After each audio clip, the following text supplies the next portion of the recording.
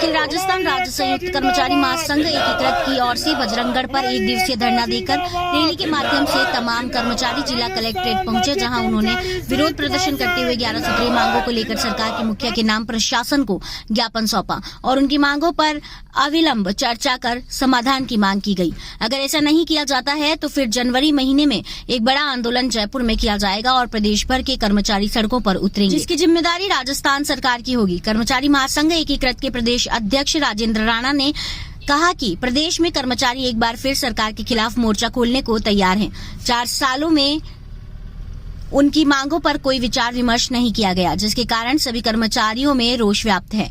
नियमित कर्मचारियों की वेतन विसंगति को दूर नहीं किया जा रहा।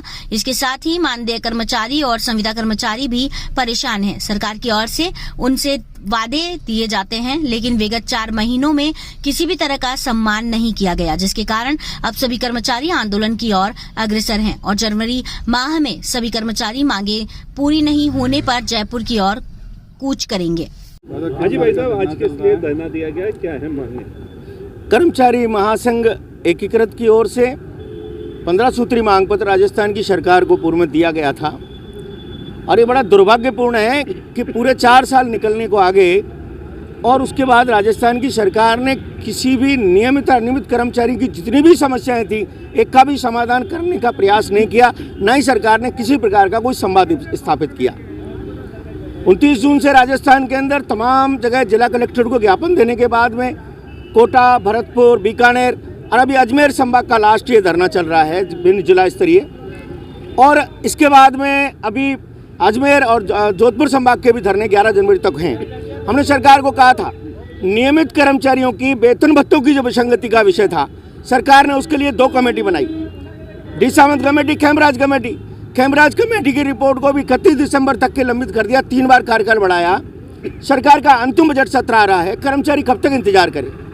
हाल ही में उस वेतन भत्ते बढ़ाने की बात करने वाली सरकार ने 30 मई 2022 को एक आदेश जारी करके और तमाम जो सेकंड ग्रेड और फर्स्ट ग्रेड जो कर्मचारी था उनका सबका 900 से 1500 रुपये मूल वेतन कम कर दिया।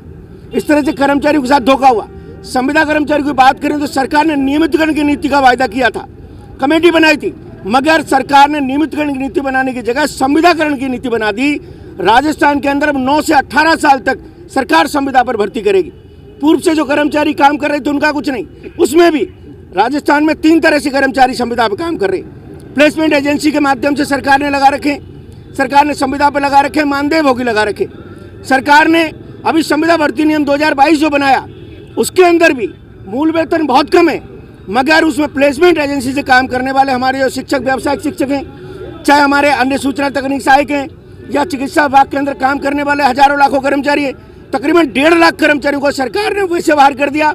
सरकार ने झूठ बोला गुजरात चुनाव के अंदर और तमाम सारे राजनीतिक समाचार पत्रों से कि हमने 1,10,000 कर्मचारियों को नियमित कर दिया। इस सरकार का सबसे बड़ा झूठ है। सरकार का मुखिया अगर इस तरह का झूठ बोलता है तो मैं समझता हूँ उनके सिपह सालार क्या करेंगे। ये राजस्थान की जनता के लिए भी ठीक नहीं है और राजस्थान की सरकार के लिए ठीक नहीं है। हमारा अंतिम निर्णय, हम पिछले 4 महीने से संघर्ष कर रहे हैं और आज अजमेर में धरना है। इसके बाद में 11 जनवरी के बाद में राजस्थान का कर्मचारी जयपुर की सड़कों पर कूच करेगा और उसके बाद विभिन्न विभागों के 44 कर्मचारी संगठनों के कर्मचारी विभिन्न विभागों के राजस्थान जो एक बार फिर से एक बड़ा मूवमेंट जन्म ले रहा है। अगर राजस्थान के अंदर सामूहिक अवकाश पर कर्मचारी जाते हैं, ये राजस्थान के अंदर वहाँ पड़ाव होता है और ये लाखों कर्मचारी को वैसे अगर जनता को परेशानी होती है तो राजस्थान की सरकार की जिम्मेदारी होगी। राजस्थान की सरकार ने, हमने ओपीएस दिया, हमने सरकार का धन्यवाद दिया। 41,000 करोड़ रुपए हमारा केंद्र सरकार पे बाकी है, हमने उसके लिए प्रधानमंत्री जी को पत्र लिखा है। मगर हम चाहते हैं कि हमारे जो भी नियमित कर्मचारी से जो वायदे हैं सरकार उनको पूरा करे, अन्यथा जनवरी में जो भी होगा उसके लिए राजस्थान की सरकार जिम्मेदार। मैं राजेंद्र राणा, प्रदेश अध्यक्ष, अखिल राजस्थान राज्य कर्मचारी संयुक्त महासंघ एकीकृत।